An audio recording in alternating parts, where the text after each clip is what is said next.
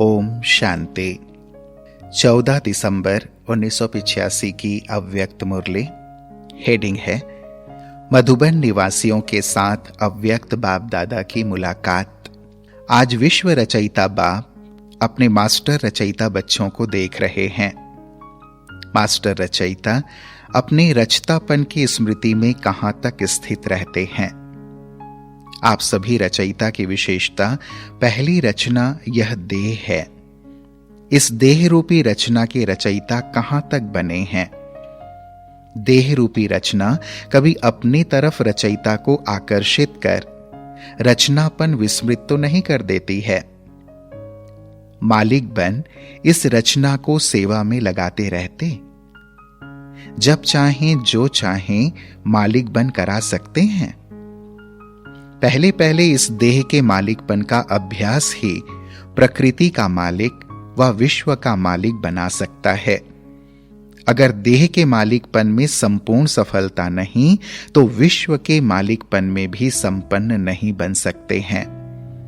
वर्तमान समय की यह जीवन भविष्य का दर्पण है। इसी दर्पण द्वारा स्वयं का भविष्य स्पष्ट देख सकते हो। पहले इस देह के संबंध और संस्कार के अधिकारी बनने के आधार पर ही मालिकपन के संस्कार हैं। संबंध में न्यारा और प्यारापन आना यह निशानी है मालिकपन की। संस्कारों में निर्माण और निर्माण दोनों विशेषताएं मालिकपन की निशानी हैं। साथ साथ सर्व आत्माओं के संपर्क में आना, स्नेही बनना, दिलों के स्नेह की आशीर्वाद अर्थात शुभ भावना सर्व के अंदर से उस आत्मा के प्रति निकले, चाहे जाने चाहे ना जाने। दूर का संबंध व संपर्क हो, लेकिन जो भी देखे वह स्नेह के कारण ऐसे ही अनुभव करे कि यह हमारा है। स्नेह की पहचान से अपनापन अनुभव करेगा। संबंध दूर का हो लेकिन स्नेह संपन्न का अनुभव कराएगा। विश्व के मालिक व देह के मालिकपन की अभ्यासी आत्माओं की यह भी विशेषता अनुभव में आएगी कि वह जिसके भी संपर्क में आएंगे उसको उस विशेष आत्मा से दातापन की अनुभूति होगी। यह किसी के संकल्प में भी नहीं आ सकता कि यह लेने वाले हैं। उस आत्मा से सुख की, दातापन की व शांति, प्रेम, आनंद, खुशी, सहयोग, हिम्मत, उत्साह, उमंग, किसी न किसी विशेषता के दातापन की अनुभूति होगी। सदा विशाल बुद्धि और विशाल दिल, जिसको आप बड़ी दिल वाले कहते हो, ऐसी अनुभूति होगी। अब इन निशानियों से अपने आप को चेक करो कि क्या बनने वाले हो। दर्पण तो सभी के पास है। जितना स्वयं को स्वयं जान सकते उतना और कोई नहीं जान सकते। तो स्वयं को जानो। अच्छा, आज तो मिलने आए हैं, फिर भी सभी आए हैं तो बाप दादा को भी सभी बच्चों का स्नेह के साथ रिगार्ड भी रखना होता है। इसलिए रूह रिहान की। मधुबन वाले अपना अधिकार नहीं छोड़ते, फिर भी समीप बैठे हो। बहुत बातों से निश्चिंत बैठे हो। जो बाहर रहते उन्हों को फिर भी मेहनत करनी पड़ती है। कमाना और खाना यह कम मेहनत नहीं है। मधुबन में कमाने की चिंता तो नहीं है ना। बाप दादा जानते हैं प्रवृत्ति में रहने वालों को सहन भी करना पड़ता, सामना भी करना पड़ता।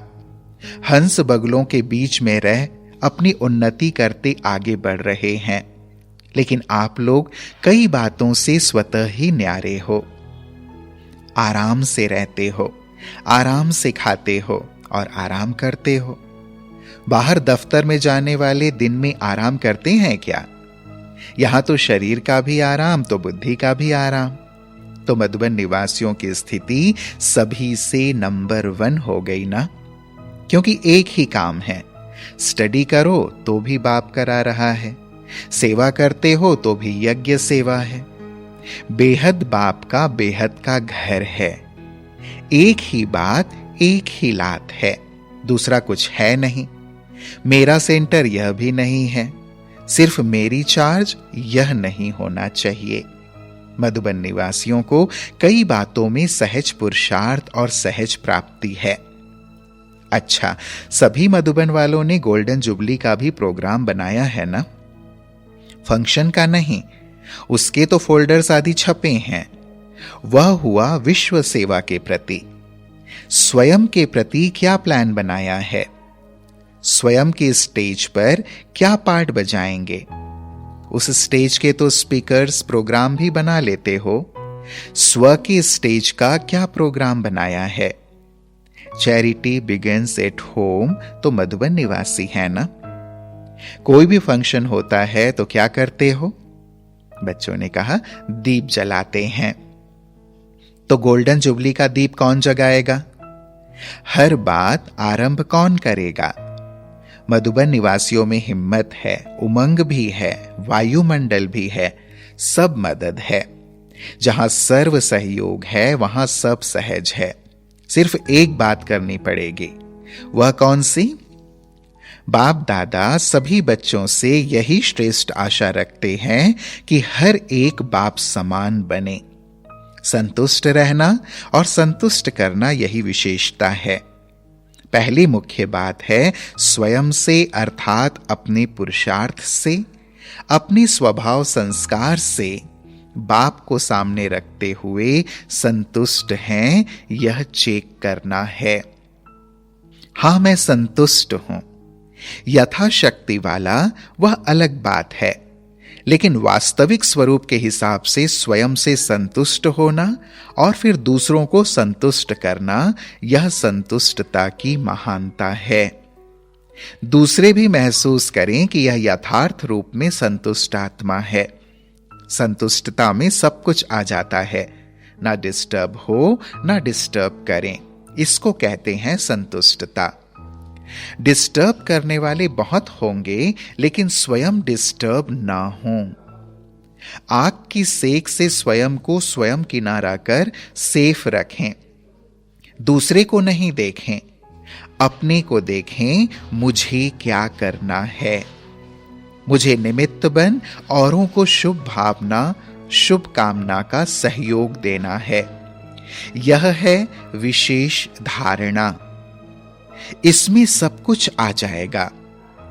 इसकी तो गोल्डन जुबली मना सकते हो ना? निमित्त मधुबन वालों के लिए कहते हैं, लेकिन है सभी के प्रति। मोह जीत की कहानी सुनी है ना? ऐसी संतुष्टता की कहानी बनाओ। जिसके पास भी कोई जावे, कितना भी क्रॉस एग्जामिन करे, लेकिन सबके मुख से, सबके मन से संतुष्टता की विशेषता अनुभव हो। यह तो ऐसा है नहीं, मैं कैसे बन के और बनाऊं, बस यह छोटी सी बात स्टेज पर दिखाओ। अच्छा, दादियां बाप दादा के समीप आकर बैठी हैं, तो बाबा ने कहा, बाप दादा के पास आप सबके दिल के संकल्प पहुंचते ही हैं। इतनी सब श्रेष्ठ आत्माओं के श्रेष्ठ संकल्प हैं, तो साकार रूप में होना ही है। प्लान्स तो बहुत अच्छे बनाए हैं, और यही प्लान ही सबको प्लेन बना देंगे। सारे विश्व के अंदर विशेष आत्माओं की शक्ति तो एक ही है, और कहां भी ऐसी विशेष आत्माओं का संगठन नहीं है। यहां संगठन की शक्ति विशेष है, इसलिए इस संगठन पर सबकी विशेष नजर है, और सभी डगमगा रहे हैं, गद्दियां हिल रही हैं, और यह राज्य गद्दी बन रही है। यहां गुरु की गद्दी नहीं है, इसलिए हिलती नहीं। स्वराज्य की या विश्व के राज्य की गद्दी है। सभी हिलाने की कोशिश भी करेंगे, लेकिन संगठन की शक्ति इसका विशेष बचाव है। वहां एक एक को अलग करके यूनिटी को डिसयूनिटी करते फिर हिलाते हैं।